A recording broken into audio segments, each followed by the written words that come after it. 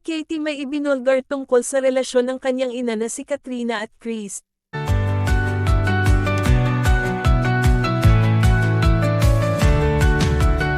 Si Katie ay masayang nagbahagi ng ilang kwento tungkol sa kanyang pamilya.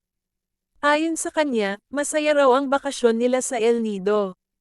Ikinwento niya na kitang-kita raw ang saya ng kanyang ina na si Katrina Halili at ama na si Chris Lawrence habang sila ay magkasama.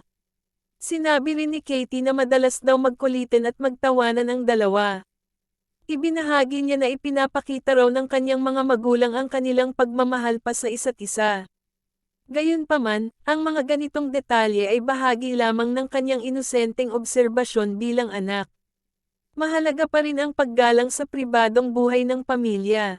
Ang mga kwento ni Katie ay nagpapakita ng closeness ng kanilang pamilya. Ipinapakita rin nito kung gaano kahalaga ang bonding time sa isang relasyon. Sina Katrina at Chris pa rin ang nakakaalam kung magkakabalikan na nga ba sila. Sa huli, nananatiling mas mahalaga ang respeto at pag-unawa sa mga personal na bagay ng iba.